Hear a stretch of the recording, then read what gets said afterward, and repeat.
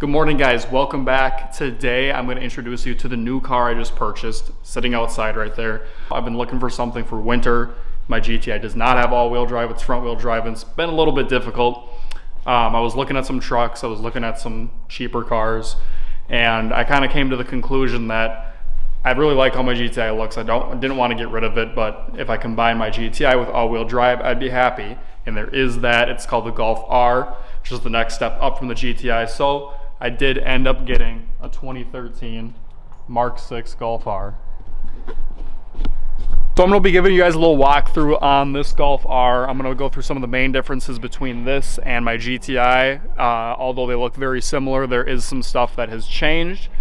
This is the highest model you can get of the Golf, so I'm pretty excited about that. You can see it's very tinted right now. I did just have that done. Shout out to Oliver and the whole Tint Pros team for getting that done for me. Really appreciate that. I did 20 on the sides, 40 on the front, and I think it looks really nice. Matches the car really well. So with that being said, let's go into some of the main differences on this car. Starting up front, we have different headlights. So these are the LED motion tracking headlights. So when you turn the wheel to the left, your headlights will turn to the left, vice versa to the right, and they'll go up and down when you're going up in hills and down and stuff like that. So headlights are very nice. We obviously have the R badge on the front. Love that. Super cool to see. That has the new grille. So my GTI, the GTIs have the mesh grille on them. This is 3 years newer, by the way. My GTI was 2010. This is 2013. But so my GTI had that mesh looking grille. This has straight line looking grille, and I really like how that looks. Also has the LED fog lights versus the GTI, which had the straight up and down ones. It has some sensors up front too, so you don't run into anything. You can see we got these big brakes down here. So the Golf R does come with bigger brakes. We got drilled and slotted rotors all the way around, and some 4-piston versus 2-piston brakes. So pretty pumped about that. The Golf R does come with the upgraded side skirts. Not a huge difference, but it does look pretty nice.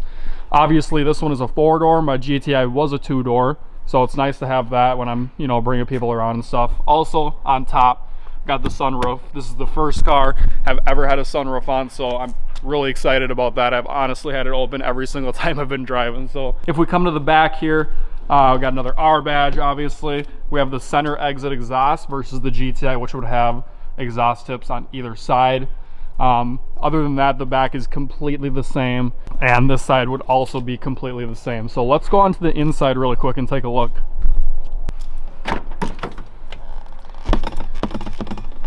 All right, so main difference right off the bat, it does come with the R leather seats. Love these things. They're very comfy.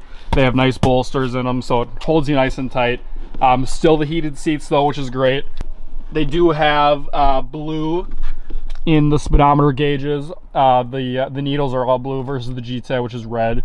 I do have navigation now, and I think that's the only difference on the radio. And if we go ahead and pop the hood here, you can see this already did come with an intake, so I was pretty pumped about that, because those can get pretty expensive. Engine looks pretty similar, but there are some differences. It does have the high pressure fuel pump up front here. The GTI did not come with the diverter valve relocation kit, but I'm pretty sure this is stock on the Golf R. And then one other thing is this pipe way down in here. I'm not sure if you can see that on camera, but this is the turbo inlet pipe. And this one is a little bit more squished on the GTI, and I actually ended up changing that. I don't know if I posted a video on that or not, but it opens it up to a 3-inch pipe, and this car already comes with that. One of the things that I am going to do right away, there's a throttle body pipe right under here, and that does have the squished pipe, and I'm going to open that up. So pretty cool differences on here. Like I said, it is pretty similar. Like, there's not a lot of differences, but obviously the main difference, the reason I got it, is for the all-wheel drive, and because it looks just like the GTI. So really quickly talking about a few of the issues that I have noticed with this car so far. One of them, I did buy this car out in Iowa, and talking to them over the phone, they said everything worked good mechanically. The day before I went down there, they said the radio wasn't working. And if you know me, music is a big part of my driving experience. I love having good speakers, whatever.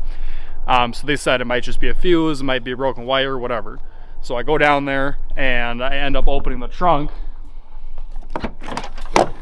to find this. Just a complete mess of wires. And I actually cleaned these up. It was way worse than this. I also put my wooden trunk in, so don't mind that. But yeah, this mess of wires. So right off the bat, I knew what it was. I can see this power wire back here.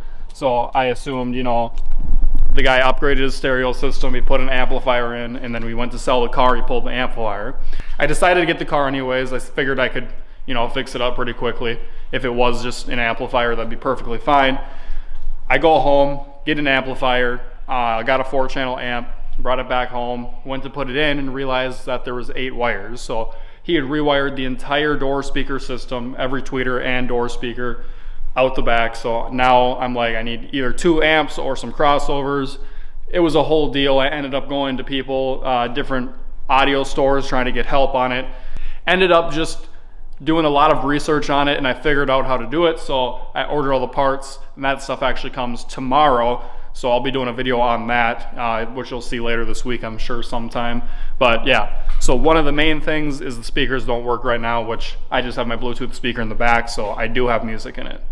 The other sort of issue with this car is the smell on the inside, and is a little bit of a smoke smell. I also messaged them a couple days before I went down to buy the car and asked about it, because I can't really stand smoke smell in a car. It gives me a headache. I was like, do you guys smell any smoking? And they're like, no, it's all good. And I decided to trust them, got down there. First thing I did was get in the car and smell, and it smelled like smoke. And there's also, if you look on the inside,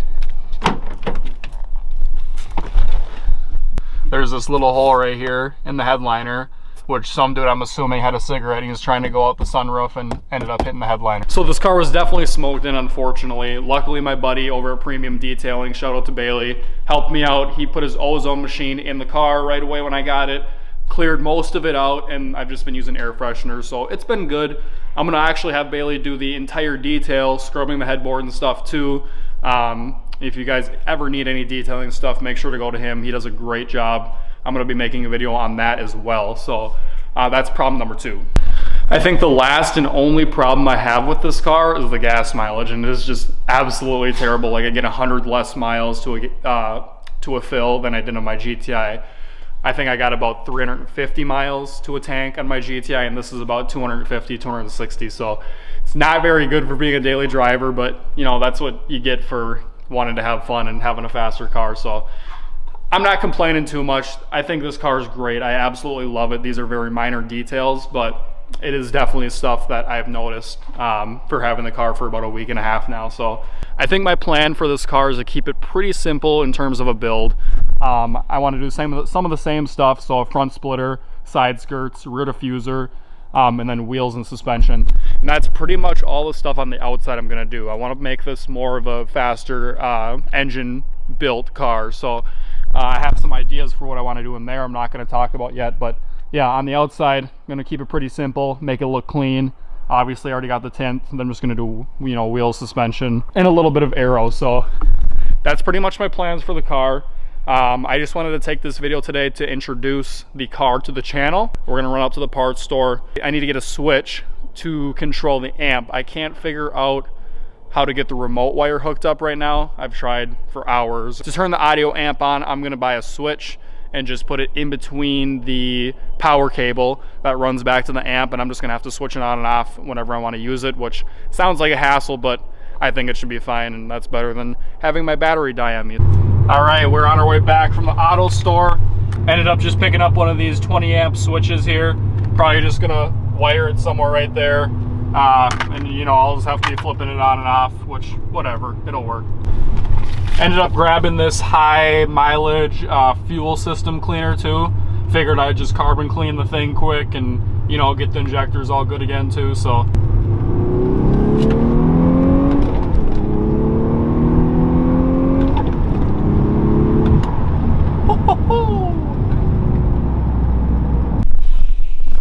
All right guys, we're back from the parts store. Got the car in the garage, all of our parts here. I'm gonna wait and do this in the next video. Like I said, tomorrow, all of my audio parts come in.